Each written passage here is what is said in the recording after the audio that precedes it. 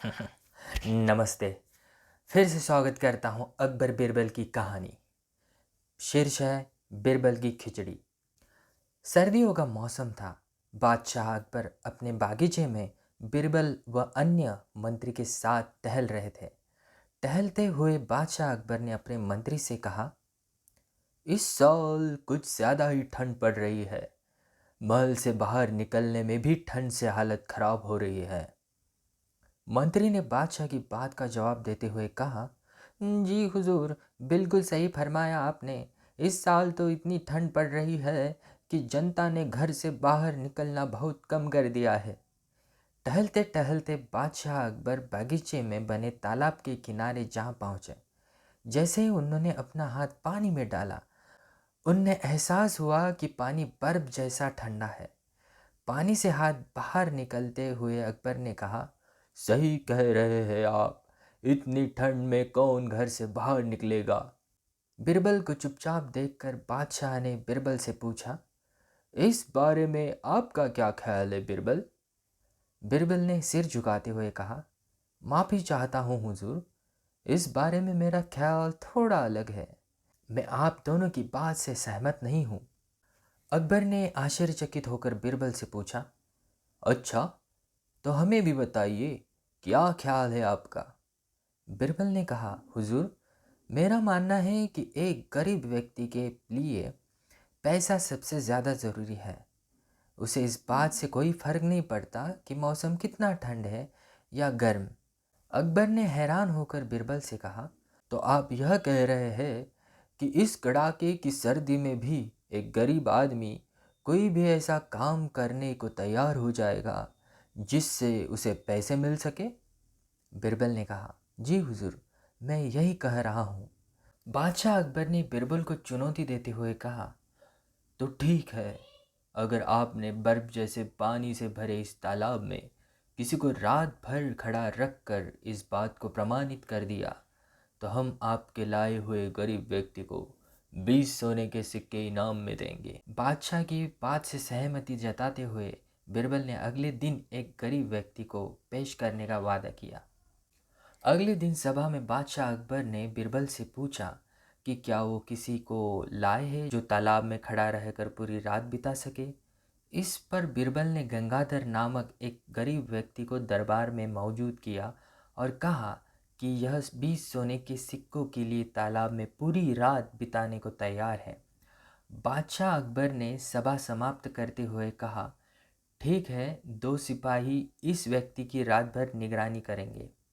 अगले दिन फिर से दरबार लगा और बादशाह ने बिरबल से गंगाधर के बारे में पूछा, बिरबल, कहाँ है आपका मित्र, कितनी देर टिक पाया वो उस बर्फीले पानी में। बिरबल ने कहा, महाराज, वो यही है, मैं उसे दरबार में पेश करने की इजाज़त चाहता हूँ। बादशाह की इजाज़त मिलते ही बिरबल ने गंगाधर को दरबार में बुलाया।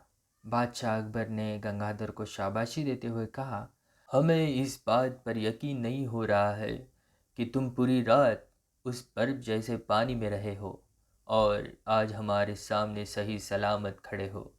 यह तुमने कैसे किया? पूरी सभा को बताओ। गंगाधर ने कहा, महाराज, शुरुआत में तो यह बहुत मुश्किल था, लेकिन कुछ समय बाद मुझे महल की एक खिड़की पर एक दिया जलता नजर आया। उस दिए को देखते हुए मैंने सारी रात बिता दी। बादशाह अकबर ने चौंक कर कहा, यह तो धोखा है। तुमने हमारे महल के जलते दिए की गर्मी से सारी रात बिता ली। फरेबी, तुम्हारे इस धोखे के लिए हम तुम्हें सज़ा नहीं दे रहे हैं, लेकिन तुम अब इस इनाम के हकदार भी नहीं हो। यह कहते हुए अकबर ने अपने सिपाहियों से गंगाधर को महल से बाहर ले जाने को कहा और सभा समाप्त करके अपने कमरे में चले गए। अगले दिन रोज़ की तरह सभा लगी। जब बादशाह अकबर सभा में आए तो उन्होंने देखा कि सभी दरबारी अपनी अपनी जगह पर मौजूद थे, सिवाय बिरबल के। बादशाह ने सिपाही से पूछा कि बिरबल कहाँ है, तो उसने बताया कि वो आज महल नहीं आए हैं। बादशाह ने सिपाही से कहा कि वो तुरंत बिरबल के घर जाए और उन्हें लेकर आए। कुछ समय बाद सिपाही अकेले ही दरबार में लौट आए।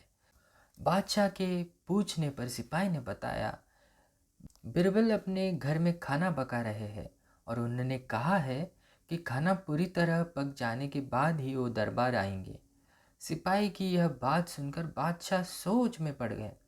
अकबर को कुछ संदेह हुआ और उन्होंने बिरबल के घर जाने का निर्णय लिया, क्योंकि आज से पहले कभी भी बिरबल ने महल आने में देरी नहीं की थी। जब बादशाह अकबर बिरबल के घर पहुंचे तो उन्होंने देखा कि बिरबल ने एक ऊंची खूंटी पर एक हांडी टांग रखी है और उसके नीचे ज़मीन पर लकड़ियां जला रखी है। बादशाह आश्चर्यचकित हो गए और बिरबल से पूछा कि वह क्या कर रहे हैं। इस पर बिरबल ने जवाब दिया कि वह अपने भोजन के लिए खिचड़ी पका रहे हैं। बादशाह अकबर ने कहा, क्या तुम पागल हो? यह खिचड़ी कैसे पक सकती है? तुमने हांडी को इतनी ऊपर टांग रखा है और आग नीचे जल रही है। ऐसे में खिचड़ी पकने के लिए हांडी तक गर्मी कैसे पहुंचेगी? इस बात पर बिरबल ने बहुत आराम के साथ बादशाह को कहा, क्यों नहीं पहुंचेगी हुजूर? जब महल की खिड़की पर रखे एक दिए से गंगाधर को गर्मी मिल सकती है, तो मेरी खिचड़ी की हांडी तो फिर भी आग के बहुत नज़दीक है। बिरबल की बात सुनकर बादशाह हैरान हो गए और मुस्कुराते हुए कहा, हम तुम्हारी बात अच्छी तरह। इस बात पर बिरबल ने बहुत आराम के साथ बादशाह को कहा, क्यों नहीं पहुंचेगी हुजूर? जब महल की खिड़की पर रखे एक दिए से गंगाधर को गर्मी मिल सकती है, तो मेरी खिचड़ी की हांडी तो फिर भी आग से बहुत नज़दीक है। बिरबल की बात सुनकर बादशाह हैरान हो गए और मुस्कुराते हुए कहा, हम तुम्हारी बात अच्छी तरह समझ गए बिरबल। इसके बाद उन्होंने गंगाधर को महल में बुलवाया और उसे 20 सोने के सिक्कों का इनाम दिया। बिरबल की चतुराई के लिए उन्होंने बिरबल को भी इनाम दिया। कहानी से सीख क्या मिलती है? बच्चों, बिरबल की खिचड़ी की कहानी से हमें यह सीख मिलती है कि दूसरों की सफलता के पीछे किए गए परिश्रम को जाने बगैर उनके बारे में राय नहीं बनानी चाहिए। तो मेरे परिश्रम को भी आप देखिए और सब्सक्राइब का बटन दबा दीजिए। Thank you so much.